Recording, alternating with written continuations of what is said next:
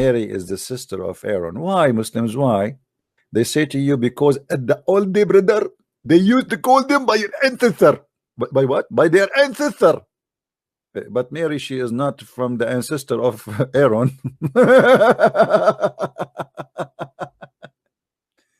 Mary is from different tribe, Abdul. She have nothing to do with the tribe of Moses. When the Christian, the Jews start making fun of Muhammad after he said, "Oh, sister of Aaron," Ka'b al-Ahbar came to Aisha and he said to her, "But this is not right. But I know that between Mary, the mother of Jesus, and Aaron, there's a couple of hundred of years." Aisha says to him, "You did lie, and the Prophet told the truth." Ka'b al-Ahbar, he said, when he noticed that Aisha she getting angry, he said, "Well, for sure the Prophet he knew better, but as I know that between Mary and Moses there is a couple of hundred of years." When Muhammad came home and people start saying to him, "Are you stupid or what? What do you mean that Mary is the sister of Aaron?" Muhammad, he want to fix it. It's too late now. He said that this is Allah speaking. What he can say, it's a mistake. So Muhammad, he have to come with a solution. He said in the old days they used to call them with their ancestor, but that will not help too, because Mary, she is not from the ancestor of Moses, which is the brother of Aaron. All what happened, Muhammad the dummy, he heard the Jews saying that Aaron, he have a sister, her name is Mary, which Maryam. So Aaron and Moses and Maryam are three from one family. So Muhammad, he come to the conclusion that this is must be Maryam is the same Maryam. She is the sister of Aaron. When the Muslim they try to cover up this story by saying that Muhammad said, our prophet said that people they used to be called by their ancestor, that will be contradiction for the Quran, because the Quran says you call them by their fathers. In the Quran it says clearly you have to call somebody after his true father, and Moses and Aaron, they are not a true father, and not only that, they are not even from the same tribe, which means they are not from the ancestor, which means Muhammad even making it worse when he said that. And there is additional way to confirm that this is a very, very stupid error. Anyone knows how we can confirm that? Who's a Muslim wanna call me? Hello? Who is a Muslim wanna tell me what is the name of the father of Moses? Mayday, Mayday. Who is a Muslim? Hold on, Muslim, they will not answer you unless you sing it for them, the Quran. What the name of the father of Moses?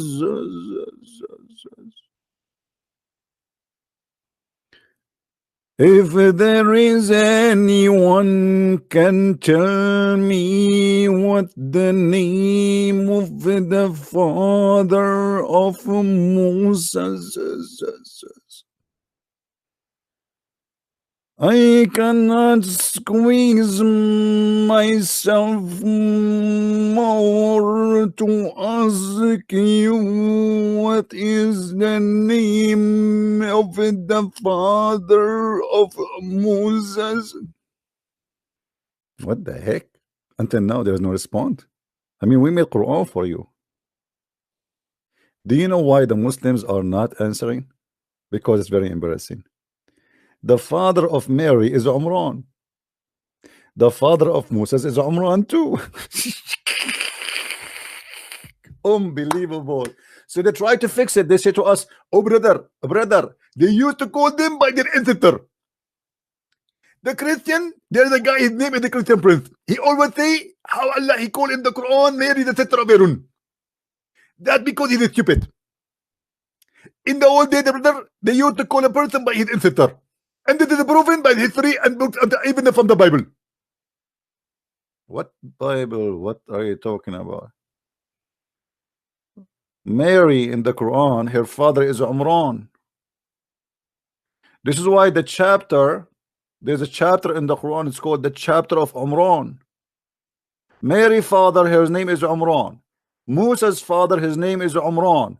And Mary is the sister of Aaron. How more we need to prove that Muhammad is making poo-poo? Halo semua. Beberapa waktu yang lalu, Bapak Gracia Pelo membuat video di channel Inyo Manis yang berjudul Quran Bukan Kitab Sejarah. Kisah Injil zaman Musa, Quran Al-Araf 157. Apa yang dipaparkan oleh Gracia Pelo di dalam video itu sudah sangat bagus. Namun, sepertinya ada beberapa hal yang perlu saya tambahkan karena saya teringat bahwa teman-teman yang muslim hanyalah kaum penghafal yang tidak mengerti apa yang dihafalkan. Kita bangga menghafal Al-Quran tapi tidak memahami Al-Quran. Senang mengulang berbahasa Arab tapi tidak mengerti bahasa Arab. Suka membaca Al-Quran tapi tidak memahami maknanya. Akhirnya apa? Menjadi keledai di Indonesia. Dan sepertinya banyak teman-teman Kristen yang juga kurang paham sejarah. Sehingga mungkin banyak yang kurang paham apa yang menjadi masalah di dalam Al-Quran surat 7 ayat 157 itu. Jadi pada video ini, saya akan coba menjelaskan dengan sejarah dan bahasa yang lebih sederhana, supaya teman-teman tahu betapa fatalnya kesalahan Al-Quran surat 7 ayat 157. Sebelum kita mulai, saya ingin memberitahukan bahwa channel Gracia Pelo namanya Inyo Manis, dan linknya sudah saya taruh di deskripsi video ini, supaya teman-teman bisa subscribe channel Gracia Pelo juga, karena banyak hal yang dia jelaskan dengan sangat baik, dan tidak bisa saya taruh ke channel ini semuanya. Gracia Pelo juga menerbitkan buku-buku untuk teman-teman yang mau belajar apologetika. Saya sangat merekomendasikan buku-buku Gracia Pelo karena buku-buku itu bisa menjadi buku pegangan untuk teman-teman menjawab tuduhan-tuduhan standar yang dilontarkan oleh teman-teman muslim. Jadi, teman-teman silakan beli buku-buku karya Gracia Pelo dan subscribe channel Inyo Manis setelah nonton video ini ya. Nah, buat teman-teman muslim yang takut untuk murtad, nggak usah nonton video ini ya. Karena jika kamu menonton video ini, kamu akan menjadi sadar dan melihat dengan jelas bahwa Al-Quran tidak mungkin wahyu dari Tuhan. Kalau kamu terus nonton video ini, berarti kamu sudah siap untuk membuka hati dan pikiranmu untuk melihat fakta bahwa Al-Quran tidak mungkin wahyu dari Tuhan. Dan kamu sudah siap untuk murtad. Dulu saya dengan Gus Dur bicara seperti ini. Kata Gus Dur, ya memang begitu Pak Sakur. Saya ini beragama kayak pegang bara. Dilepas nggak boleh, dipegang saya sakit. Ya kan artinya. Oleh karena itu yuk sekarang kita berpikir. Jangan takut murtad dong. Daripada kamu mempercayai sesuatu yang tidak benar. Betul nggak? Ya iya, berpikir kritis. Selama ini kita dididik beragama ini dengan cara pejamkan matamu, matikan lampu, tutup jendela, kunci pintu. Yakinlah begitu caranya. Selama ini kan begitu. Pokoknya kan begitu.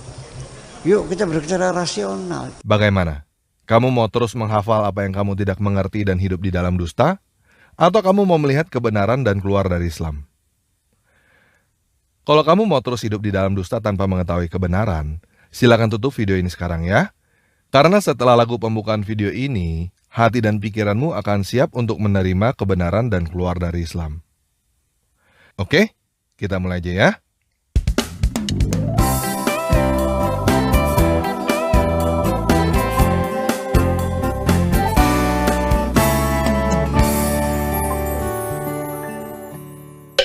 Nah, pertama kita belajar sejarah dulu ya. Perhitungan tahun Masehi yang kita gunakan adalah tahun Mesias. Artinya, tahun yang dihitung sejak kelahiran Yesus Kristus Sang Mesias. Jadi, peristiwa Yesus disalibkan dan bangkit dari kematian terjadi pada tahun 30-an. Injil Markus diperkirakan ditulis pada tahun 60-an, 30 tahun setelah Yesus naik ke surga.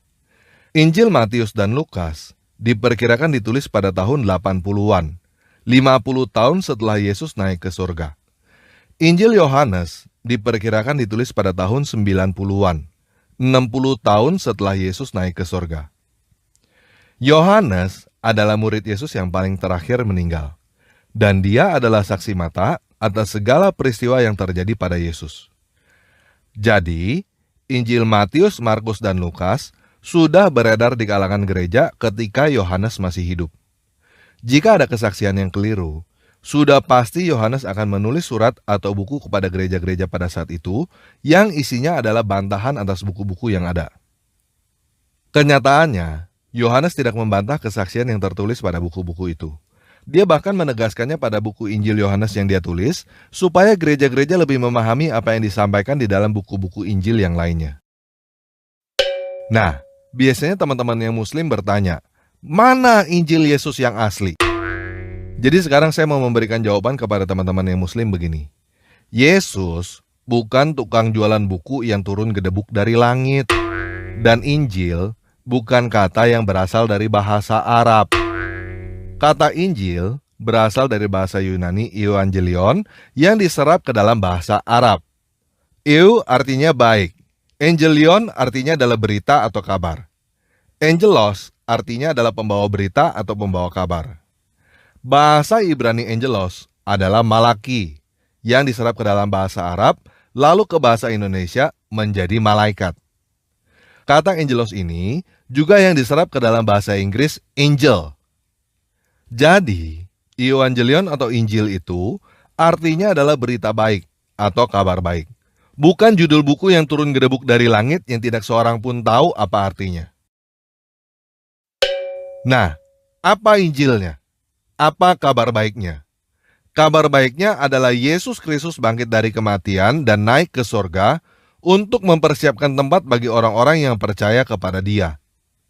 Injil Matius, Markus, Lukas, Yohanes adalah buku-buku kesaksian tentang kabar baik itu. Bahasa zaman sekarangnya, Matius, Markus, Lukas, Yohanes adalah buku-buku biografi tentang Yesus Kristus, sang kabar baik itu. Kenapa ada 4? Karena ada 4 orang yang menulis dengan sudut pandang kesaksian yang berbeda. Kesaksian satu orang bisa dipertanyakan. Kesaksian 2 orang lebih kuat. Ini ada 4 orang yang menulis dengan sudut pandang yang berbeda, supaya kamu yakin bahwa kesaksian ini adalah benar. Ada 4 orang yang menulis kesaksian, berarti kesaksian itu sudah sangat kuat. Jadi, teman-teman yang Muslim jangan pertanyakan kenapa Matius, Markus, Lukas, Yohanes disebut Injil. Pertanyakan kenapa Al-Quran tertulis kata Injil, yang bukan bahasa Arab, dan kenapa kalian tidak mengerti apa artinya, tetapi disuruh hafalin doang. Sampai di sini paham ya? Nah, Musa kira-kira hidup pada tahun 1500 sebelum Masehi. Jadi, ada jarak 1500 tahun antara Musa dengan Yesus. Kalau teman-teman yang Muslim sulit membayangkan berapa lama 1500 tahun itu, sekarang tahun 2020. Muhammad kira-kira hidup pada tahun 600-an. Jadi, jarak antara kamu dengan Muhammad adalah 1400 tahun. Jarak antara Musa dengan Yesus lebih jauh daripada jarak antara kamu dengan Muhammad. Nah, Musa adalah anak Amran dari suku Lewi, keturunan Israel. Musa mempunyai abang yang bernama Harun dan kakak perempuan yang bernama Miriam. Teman-teman yang Muslim perhatikan nama Miriam ya di situ ya. Teman-teman jangan sangka bahwa Miriam ini adalah Maria ibunya Yesus. Namanya memang mirip, tetapi Miriam dan Maria ibu Yesus bukan orang yang sama. Mereka berjarak 1500 tahun. Oke? Yang disebut dengan Torah atau Taurat adalah 5 buku pertama dari 39 buku yang ada di dalam Perjanjian Lama di dalam Alkitab. Arti kata Torah adalah hukum atau petunjuk. Di dalam Torah ada cerita tentang Musa, dan tidak semuanya ditulis oleh Musa. Sampai di sini paham ya? Nah, jadi sekarang kita udah paham. Di sini, kira-kira pada tahun 1500 sebelum Masehi, ada Musa, Harun, dan Miriam di dalam buku-buku yang teman-teman kenal dengan nama Taurat. Setelah 1500 tahun, di sini, pada abad pertama, ada Yesus di dalam buku-buku yang teman-teman kenal dengan namanya Injil. Kemudian, 600 tahun setelah Yesus, ada Muhammad dengan Al-Quran. Dan sekarang, ada kalian pada tahun 2000-an. Jelas ya? Nah, yuk sekarang kita baca Al-Quran Surah 7 ayat 148 sampai 157, terjemahan Kementerian Agama Republik Indonesia. Dan kaum Musa, setelah kepergian dalam kurung Musa ke Gunung Sinai, mereka membuat patung anak sapi yang bertubuh dan dapat melenguh, dalam kurung bersuara, dari perhiasan dalam kurung emas. Apakah mereka tidak mengetahui bahwa dalam kurung patung anak sapi itu tidak dapat berbicara dengan mereka, dan tidak dapat dalam kurung pula menunjukkan jalan kepada mereka? Mereka menjadikannya dalam kurung sebagai sembahan. Mereka adalah orang-orang yang zalim. Dan setelah mereka menyesali perbuatannya dan mengetahui bahwa telah sesat, mereka pun berkata, "Sungguh jika Tuhan kami tidak memberikan rahmat kepada kami dan tidak mengampuni kami, pastilah kami menjadi orang-orang yang rugi." Dan ketika Musa kembali kepada kaumnya, dengan marah dan sedih hati dia berkata, "Alangkah buruknya perbuatan yang kamu kerjakan selama kepergianku. Apakah kamu hendak mendahului janji Tuhanmu?" Musa pun melemparkan lauh-lauh dalam kurung Taurat itu dan memegang kepala saudaranya dalam kurung Harun sambil menarik ke arahnya. Dalam kurung Harun berkata, "Wahai anak ibuku, kaum ini telah menganggapku lemah dan hampir saja mereka membunuhku. Sebab itu, janganlah engkau menjadikan musuh-musuh menyoraki melihat kemalanganku, dan janganlah engkau jadikan aku sebagai orang-orang yang zalim." Dan dalam kurung Musa berdoa, "Ya Tuhanku, ampunilah aku dan saudaraku, dan masukkanlah kami ke dalam rahmat Engkau. Engkau adalah Maha Penyayang dari semua penyayang." Sesungguhnya, orang-orang yang menjadikan dalam kurung patung anak sapi, dalam kurung sebagai sembahannya, kelak akan menerima kemurkaan dari Tuhan mereka, dan kehinaan dalam kehidupan di dunia. Demikianlah kami memberi balasan kepada orang-orang yang berbuat kebohongan. Dan orang-orang yang telah mengerjakan kejahatan kemudian bertobat dan beriman, niscaya setelah itu Tuhanmu Maha Pengampun, Maha Penyayang. Dan setelah amarah Musa mereda, diambilnya dalam kurung kembali lauh-lauh dalam kurung Taurat itu. Di dalam tulisannya, terdapat petunjuk dan rahmat bagi orang-orang yang takut kepada Tuhannya. Dan Musa memilih 70 orang dari kaumnya untuk dalam kurung memohon tobat kepada kami pada waktu yang telah kami tentukan. Ketika mereka ditimpa gempa bumi, Musa berkata, "Ya Tuhanku, jika engkau menghendaki, tentulah engkau binasakan mereka dan aku sebelum ini. Apakah engkau akan membinasakan kami karena perbuatan orang-orang yang kurang berakal di antara kami? Itu hanyalah cobaan darimu. Engkau sesatkan dengan cobaan itu siapa yang engkau kehendaki, dan engkau beri petunjuk kepada siapa yang engkau kehendaki. Engkaulah pemimpin kami, maka ampunilah kami dan berilah kami rahmat. Engkaulah pemberi ampun yang terbaik, dan tetapkanlah untuk kami kebaikan di dunia ini dan di akhirat. Sesungguhnya, kami kembali dalam kurung bertobat kepada Engkau." Dalam kurung Allah berfirman, "Siksaku akan aku timpakan kepada siapa yang aku kehendaki, dan rahmatku meliputi segala sesuatu. Maka akan aku tetapkan rahmatku bagi orang-orang yang bertakwa, yang menunaikan zakat, dan orang-orang yang beriman kepada ayat-ayat kami." Dalam kurung yaitu orang-orang yang mengikuti Rasul, Nabi yang umi, dalam kurung tidak bisa baca tulis, yang dalam kurung namanya, mereka dapati tertulis di dalam Taurat dan Injil yang ada pada mereka, yang menyuruh mereka berbuat dari yang makruf dan mencegah dari yang mungkar, dan yang menghalalkan segala yang baik bagi mereka dan mengharamkan segala yang buruk bagi mereka, dan membebaskan beban-beban dan belenggu-belenggu yang ada pada mereka. Adapun orang-orang yang beriman kepadanya, memuliakannya, menolongnya, dan mengikuti cahaya yang terang yang diturunkan kepadanya, dalam kurung Al-Quran, mereka itulah orang-orang yang beruntung. Nah, teman-teman udah bisa lihat belum ada yang aneh? Belum bisa lihat ya? Jadi begini, umat muslim percaya bahwa Al-Quran adalah wahyu dari Allah. Al-Quran surah 7 ayat 148-157 ini diklaim sebagai informasi langsung dari Allah melalui Jibril, melalui Muhammad kepada umat muslim. Pada ayat 156-157 diceritakan bahwa Allah berkata kepada Musa pada tahun 1500 sebelum Masehi bahwa Allah memberikan rahmat kepada orang-orang yang mengikuti Rasul, Nabi yang umi, yang namanya mereka dapati tertulis dalam Taurat dan Injil yang ada pada mereka. Siapa mereka yang dimaksud? Orang-orang Israel pada zaman Musa. Udah bisa melihat ada kesalahan yang fatal gak di situ? Taurat dan Injil yang ada pada orang-orang yang hidup di zaman Musa. Masih belum bisa lihat juga? Saya perjelas sekali lagi ya. Injil yang ada pada orang-orang yang hidup di zaman Musa. Emangnya pada zaman Musa udah ada Injil? Ayat ini, seperti saya berkata kepada kamu, para pengikut Muhammad mengerti apa yang mereka ketik di dalam ponsel yang ada pada mereka. Emangnya di zaman Muhammad udah ada ponsel? Hah? Apa? Kamu nggak tahu apakah di zaman Muhammad udah ada ponsel? Aduh, kasihan deh kamu. Di zaman Muhammad itu belum ada yang namanya ponsel. Begitu juga di zaman Musa, belum ada yang namanya Injil. Jadi begini guys, Muhammad tidak mengerti sejarah. Dia menyangka bahwa Maria ibu Yesus adalah orang yang sama dengan Miriam kakaknya Musa. Dia menyangka bahwa Yesus adalah anaknya Miriam, cucu Amran. Dia menyangka bahwa Musa dan Yesus hidup sejaman guys. Dia kira Yesus itu adalah ponakannya Musa. Makanya di dalam surah 7 ayat 157 disebutkan bahwa Taurat dan Injil yang ada pada orang-orang di zaman Musa.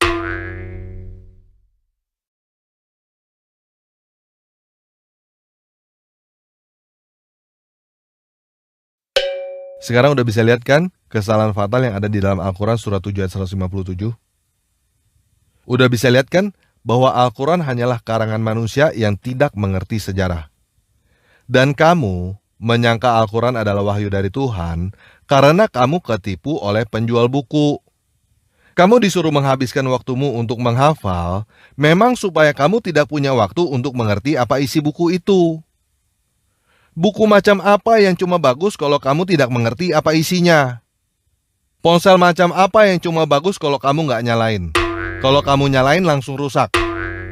Buku macam apa yang cuma bagus kalau kamu tidak mengerti isinya? Kalau kamu mengerti isinya langsung menjadi jelek. Kitab suci. Buku seperti itu bukan kitab suci guys. Apa gunanya kamu menghafal urusan Zainab bercerai dengan Zaid lalu menikah dengan Muhammad di dalam bahasa Arab sampai titik komanya? Dan kamu nggak tahu bahwa yang kamu hafalin itu cuma urusan Zainab bercerai dengan Zaid lalu menikah dengan Muhammad. Buat apa kamu buang waktu yang berharga di dalam hidupmu untuk menghafal urusan keluarga orang lain yang sudah meninggal 1400 tahun yang lalu di dalam bahasa Arab tanpa kamu mengerti apa yang kamu hafalin dan untuk apa kamu hafalin? Jadi begini guys, saya sudah memberikan fakta bahwa pembuat Al-Quran tidak mengerti sejarah. Saya juga sudah memberikan fakta bahwa tidak ada gunanya kamu menghafal Al-Quran. Kamu sudah buang waktu untuk hidup di dalam dusta. Apakah kamu mau membuang waktu yang masih kamu punya untuk terus hidup di dalam dusta?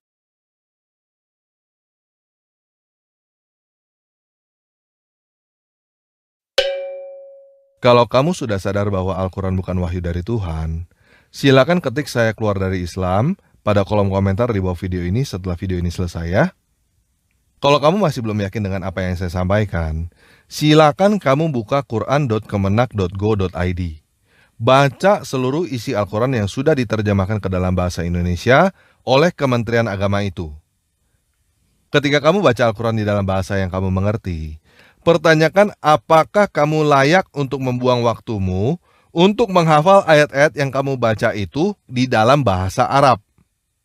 Semakin kamu baca Al-Quran di dalam bahasa yang kamu mengerti, kamu akan semakin sadar bahwa Al-Quran itu tidak layak untuk dihafal, apalagi di dalam bahasa Arab.